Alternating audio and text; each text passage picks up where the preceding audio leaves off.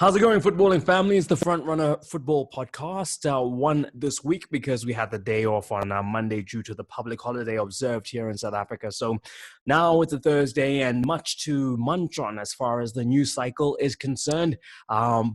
Basically, what we're seeing all around the world, leagues kind of just wrapping things up and saying, we're just going to call it as it is. I mean, you still have some leagues, namely in Germany and in England, who somehow think that they're going to be able to get back onto the pitch and carry out the rest of their seasons. But let's have a look as to what's happening here locally in Mzansi. Joining me, I have Mazola Mulefe, I've got Veli, I've also got Jonty, and we've, of course, got you just to, at the end of the conversation, opine on our social media, some of the stuff we've touched on. I know you guys are really good at kind of picking up on some of the topics and points that we make in the podcast and kind of expanding on them. So look forward to seeing your views. Gents, let's start with South Africa and what's happening here. We're seeing decisiveness in and around leagues all over the world. Enough decisiveness from our administrators, Veli? Let's start with you. Well, I don't think so. I think we've been waiting for some time now. But I think also what is going to help things now, because in as far as communicating, the PSL has been quiet for almost the whole month in communicating officially on what is their stance. I think you see, when you have a situation where the body has been quiet like this, it's easier now to see individuals coming out and with different messages, as we've seen in the past few days and few weeks, with individual club owners coming out. There was a statement yesterday, I think it was the Times Live, where they reported that there might be no relegation or promotion. And they were quoting joint committees, on that. So when there's nothing official coming out, you will have all these different messages. So I think that area is important. But I think also the statement coming from CAF, giving the leagues until next week, Tuesday, I think the 5th, in terms of communicating on what are they going to do with their leagues. Will they be continuing, and when will they be doing that? Because they want to decide on what is going to happen with inter-club competitions next season. Maybe we'll see the leagues coming out. I saw today in Kenya they've decided to declare the season as finito, and they've declared the winners as Goma here as well. And we've seen in Girabola in Angola also, there they declared the season null and void there, but still they've confirmed teams which will be going to the CAF competitions. But it's not going to be easy to decide that. As you've seen, I know, the reason why I'm strictly talking about Africa now is because we're in Africa. I know that we're influenced a lot in the Western side, especially with what we've seen in Europe. Even today, Bongani Zongo's team, Amiens, being relegated because of the situation in France, where the government said there will be no sport played until the 1st of September. So I think I don't expect the PSL to come out and maybe follow what has been happening in Kenya and also in Angola as well, because there are a lot of interest. And I've heard that in Morocco they will definitely come back. In Egypt they will definitely come back. And when you look at Morocco and Egypt, these are the countries in Africa which are also have been well hit by this COVID-19 thing. There's more deaths in Morocco and Egypt than South Africa. And in terms of cases, I think South Africa is neck and neck with Egypt. But both those are the countries which also want to continue with their program. But I think we all agree that possibility of football coming back, even behind closed doors, it cannot happen before we reach level 1, based on what we've seen there. Yeah. So We all agree. When you say we all agree, are you speaking on my behalf as well? Because I don't agree. I want football to come back. No, I want football to come back as well. I want football to come back. But as a journalist and also as a citizen, and since I've seen what is contained there in what is being said about those levels, especially in terms of social distancing and all those things, I don't think it's realistic that government will agree for football to come back before we reach level 1. Well, look, maybe behind the closed doors, there are still some negotiations. We don't know. But I'm just disappointed with the statement that I saw from Safa talking about this. As much as I also say I agree about this issue of level 1, but in their statement, there's nothing where they talk about consultation with the PSL or, at least maybe as courtesy, as people who are running professional football in the country. You know what I mean?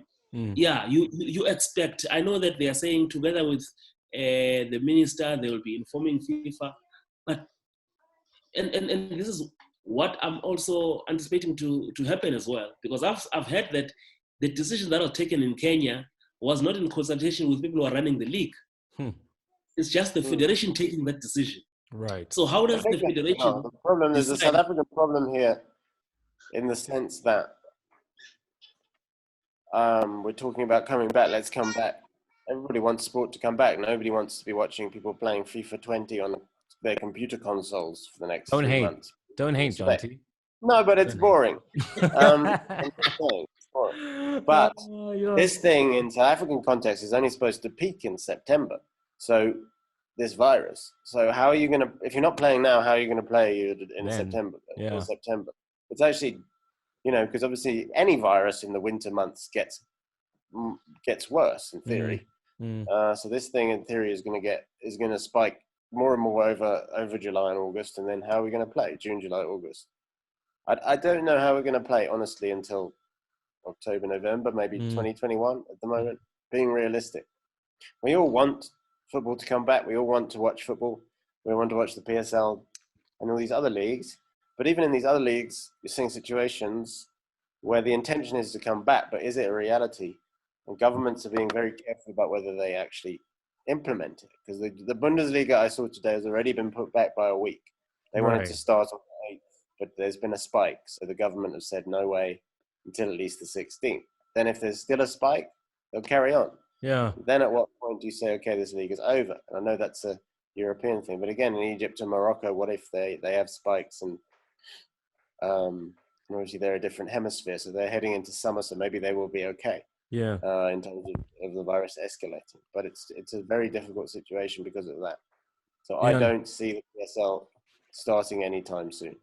Mazola, I mean, looking at that and these timelines, you almost have to wait for society to have like a good month of a flat curve before you even get into the stuff, because to kind of try and sneak it in whilst we're almost trying to contend with the virus leaves us so exposed. I mean, what happens if a player does get COVID? Do you quarantine the rest of his team?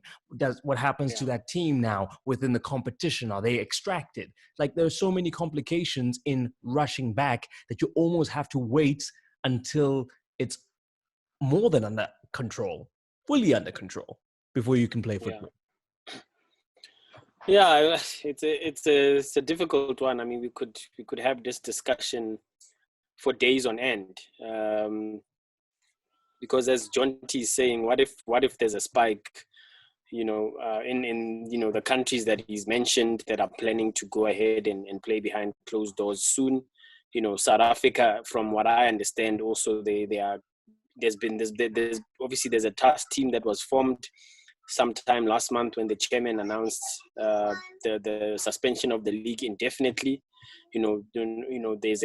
This task team also has some sort of if I can call it, a health committee, and they are busy making their presentations, to the government and seeking guidance and trying to be in line with the regulations so football can be played behind closed doors. I mean, I think it's not a secret any longer that the board of governors, the majority of the 16 top flight clubs and 16 glad Africa championship sides want football to continue, because they are fearing that there will be an economic collapse of their industry. Nobody wants to return back to an industry that has collapsed, or an industry that no longer exists. Sure. So it's a tricky one. I mean, as a journalist, selfishly, I want football to come back so I can start writing, so I can start doing other things, related to the sport itself. But obviously, as a concerned citizen, as someone who's worried about the health of my family, my kids, my friends, whoever, I'd prefer that we, unless there's a vaccine, that we all stay at home and only go out for essentials. So, I feel like every time we bring this topic up, we always gonna say the same thing. For me, it's just as simple as that. Even when I was listening to the news, different government departments, especially the education department, talking about kids returning to school, I say there's no way I'm taking my kids back to school unless there's a vaccine. Of course, my kids are my kids are staying in the house until there's a vaccine. They're not going anywhere. You know what I mean? Sure. So for sure. Yeah. So and I think also, in as much as you feel like with obviously with adults and footballers or whatever, you can maintain social distancing, but how? But how? Well, that's the thing. Yeah. I mean, these two medical experts that were quoted for SAFA, I mean, they've literally come up with almost the 10 commandments of, what they see happening, the likes of which include players not sharing drinking bottles, technical and support staff wearing masks, kit manager must always wear medical gloves. It just feels like, there's so many little things that the potential for things to go wrong is right there. That's the problem. I mean, I think that one of the recommendations was that all teams must have their own doctor. Now, I think that the SAFA team doctor, when he was talking about COVID-19, was saying there's only 2 or 3 teams that actually have their own physician on board. Right. So then you've got the other 13 teams in the PSL, in theory, that have to get themselves physicians on board. Right. In a climate where you can't afford to pay your current salaries, let alone adding another salary into the mix. It's tricky. Yeah. Very difficult situation. I think, I'm losing money on a personal level by not being able to, with every month that there's no football. So I want football to start yesterday, preferably. Thank you very much. But it's not going to happen. I think realistically, I don't see how we're going to get football happening anytime soon. With the regulations that the government have put in place. The only other option, and I understand, the only other option is to say, okay, economically, this is really disastrous. And in terms of the economy, we need to get this thing underway almost, and manage infections as they come. Right. But that requires a complete change in government policy, obviously, in terms of how they deal with this virus. So I don't know if that's going to happen. I very much doubt it will.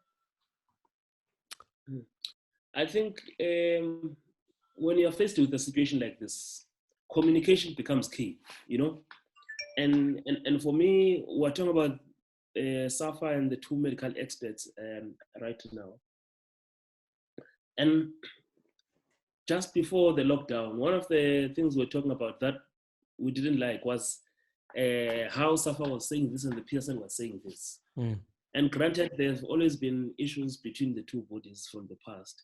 But this is the time when you would be hoping that SAFA had learned from the events of last month, And you need football to be communicating with one voice, So that is one worry that I have, especially with today's statement. I felt that it's a bit unfortunate when people are looking for solutions, and both bodies, maybe especially PSL, has been quiet. So you expect that when the message is coming out and it's got to do with football, especially at professional level, you expect SAFA to, because I had heard that there was going to be a meeting between SAFA and PSL on the 21st, but obviously following the extension of the lockdown, I don't think that message went ahead, look, we are always going to talk about the only thing now. I'm just banking on CAF having said there's a deadline for all the leagues to give them a direction, and I'm saying this fully understanding that PSL doesn't communicate directly with CAF. CAF communicates with the FAs, you know. So that's why I was expecting that the messaging was going to be very important here in terms of whatever the PSL would be communicating would be something that the PSL is saying, because in any case, the communication to CAF and FIFA for the PSL is via SAFA. Okay. Mazola, you sat in the other day on the Zoom that happened with Mrs. Sokela from AmaZulu, just to get some insight into how that session went.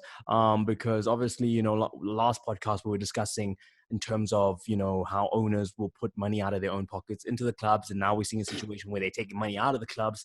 And it's, you know, that's just the culture. That's how things operate in Mzansi. Did he, you know, provide any further illumination as far as, you know, how they've been operating as a club under the COVID crunch? Yeah, look, I mean, first of all, hats off to Lunga for facing the music, especially when, you know, a story had just broken that they are cutting salaries and players are unhappy and the union is stepping in. And then a few days later, the man just, you know, agrees to a sit-down Zoom a press conference with the press, and I must say it was quite frank, open discussion about all things COVID and what's happening in regards to AmaZulu's financial state. Of course, we have to take his word for it because, you know, we don't have the financial statements in front of us, you know. Right. But I mean, obviously, as you know, the Sokela family, you know, are operating within the sugarcane industry as well, you know, and that was long affected even before the COVID-19 situation. So the fact that we now have a virus where people can't go to work and, you know, all industries are hit hard, and especially ones that were already vulnerable even before this deadly virus. So, you know, one, that's what he alluded to, that's where, you know, some of the money that comes into the club, that's where the revenue comes from to be able to feed into the club to get it be sustainable. And of course, there's the PSL grant, and then there's, you know, sponsorship from SPA as well, to which obviously he did not disclose the value of that sponsorship. But he's also basically, you know, one thing that I found interesting was his discussion on salary caps, mentioning that one of the reasons why, you know, maybe even suggesting that one of the reasons why AmaZulu, you know, I immediately feeling the financial pinch of the effects of COVID-19 is because in 2010 companies came flocking into football to invest because they wanted to be part of it. They wanted to piggyback off of, you know, the fact that we were hosting a World Cup. And obviously, you know, then clubs had a bit more money, and, you know, in terms of their transfer activity, they were signing players and setting the bar almost. That's his argument for salaries that were being offered. And with time, we know that sponsors, with the financial crisis and you know, junk status and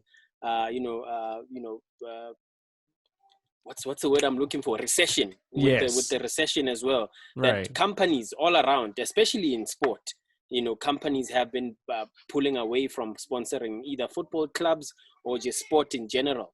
But what he says is that the salaries have remained the same. You know, I don't know. Well, they set the precedent, didn't they? I guess, you know. They set the precedents exactly. But then now, you know, the salaries are high, but clubs aren't making as much as they did. You know, and I also, to that point, had a similar conversation with Tim Sukazi in a lower division. You know, obviously all the lower division teams will say the 500,000 rand grant from the league obviously isn't enough, and if you don't have a sponsor, you know, and if Tim has to rely on his businesses to feed into TS Galaxy surviving, that's a difficult one. So that's basically the conversation we were having with Lunga as well. And he's also, you know, obviously came out guns blazing against SAFPU as well, the players union, to say they are quick to run to the media to discuss, our issues. But, I'm not too sure who I'm dealing with, because the players have said I must speak to their agents. But now, SAFPU is saying the players said I must speak to them. So it's all confusing. And of course, a day later, SAFPU came back with its own statement. So, we don't know. And what we're hearing now is that AmaZulu did actually implement 33% salary cuts, whether that was in consultation with the union and the players, we don't know, because there hasn't been a statement to that effect. But I mean, Lunga did answer, most, if not all, of our questions. But obviously, it's one take, because if you had to put the players and SAFPU on the panel as well to answer some of our questions, maybe their response would be different. So that's pretty much the gist of that conversation. Okay. Yeah. And for me, Mazat, this is one area which I find to be a bit disturbing, because I understand that, yes, some agents were consulted, but you find that some of the players who are represented by these agents, and they're not happy with the representation or the negotiations between the club and the agent, they are the same players who rush to the union, because they're also members of the union. And then this is the problem. It's a problem, because we'll always say, the union this, and you find that maybe the union find themselves at odds now with the club, but you find that the same players, and somebody once said to me, never trust a footballer, because the same players who are telling the club to talk to the agents, they rush to the union to say, no, these agents are not representing us well, because they agree everything with the club. You know what I mean? So I for me, this is a serious problem. Yeah, because, it seems because, to be because the document, the document from Forum FIFA, which is a FIFA working group on COVID-19, that document talks about the representation, and it refers to the union, and especially if the union has got a CBA with the league, and we know that SAFPU they do. With the league. So those negotiations, that's where they're supposed to happen, not the club talking to the agent. Yeah. Okay. So clearly, players trying to play them off against each other here, just so they can benefit in the end. Players just want the best deal. They just want the best deal. If SAFPU can guarantee that they only get a 10% salary cut or no salary cut at all, they'll take that. If their agent, if they feel their agents are in cahoots with the clubs, and it's okay. You can give them 30% salary cuts, because the agents wants to keep the relationship ongoing, because they know that in future they have to do a deal with AmaZulu to bring in more players. So the players will always, that's the thing about a pandemic as well. You see about you see the some selfish elements of it, because everyone is looking out for number one. You know what I mean? Okay, no, makes sense. And then I saw there's a story now about Dean Furman saying that he's been allowed to leave, he can go now, and if the league does resume, they'll be carrying on without him. It's a bit of a damp squib kind of end to his career, isn't it, Jonty? I mean, surely you see it through, but I mean, he's done well though. He's been a loyal servant to SuperSport, and there's always been the impression that because of the loyal service he's given, they would allow him to leave in whatever way he kind of wants to. Okay. And I think obviously these are extreme circumstances, and he wants to get to the UK with his family, and he's spoken about wanting to go there to raise with his wife and to live there and maybe find a club there. It's all a bit up in the air at the moment because of the situation, and obviously at the moment he's stuck in South Africa because they can't get out the airport. When that gets lifted, I don't know, but I guess he's reached an agreement, and I guess he'll move on. But I don't think we should hold that against Furman. I mean, his agreement presumably was that June 30th he would move on anyway. There's not much prospect of football before June 30th as we speak. So I think it's fair enough that he can go whenever he wants. And he's been, like I say, he's been a loyal servant to the club. He's been, I think, brilliant for Bafana Bafana. I think he is one of those imports, if you like, who deserves to leave in any kind of way he wants, because he's been so good for club and country. You agree with that, gents? I think I think it's also a situation of his wife is currently pregnant. And I think Dean had already said that his wife would like to give birth in England, and I think the time is moving, you know. Where is she now? Is she here with him, or is she over there? No, she's in the UK. So Okay. so yeah. So I spoke to Stan Matthews yesterday, and he's obviously the one who made the statement that he's spoken to Dean and allowed Dean to leave possibly next week. Apparently, there's a charter flight from organized by the British Airways, taking British citizens back home, and possibly Dean, if he's able to, could get on that flight and head on back home. His wife is already in the UK, and I think the birth of their child is around June. And so the arrangement that was done between Dean and the club was that Dean would leave. The season finishes on the 21st of May after the Nedbank Cup, and Dean would possibly leave a week after, just maybe a week or two before the birth of his child. But with now the possibility that even if football returns and plays behind closed doors, it won't be before then. You know what I mean? So it only makes sense that Dean heads on home already. And Stan said, look, if everyone is healthy and he feels comfortable and he hasn't yet found a club, because obviously in the UK the market is also in limbo, and clubs aren't sure about the plans for next season. So nobody has given Dean a pre-contract as yet. So Dean also doesn't know where his salary is gonna come from starting the 1st of July. You know what I mean? Right. So Stan has said, if his wife gives birth and everyone is happy and safe and whatever the case may be, and the season starts here to finish the remaining 6 games for SuperSport, and Dean feels he can come back, and international travel is the ban is lifted, then by all means. But he's left that solely in Dean's court to decide whether he will come back or not. Okay. Interesting one. Obviously, yeah, we hope that he can be with his family, but there's so much going on as far as these restrictions and travel and whatnot that, you find it difficult to think that it's going to happen anytime soon or play out. Absolutely. Like you've said, because it can change so quickly.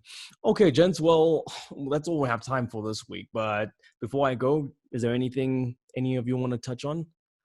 Sorry. We left out, obviously, this row that broke out this week between the SAFA Vice President Gay McWane and the SAFA President Danny Jordan.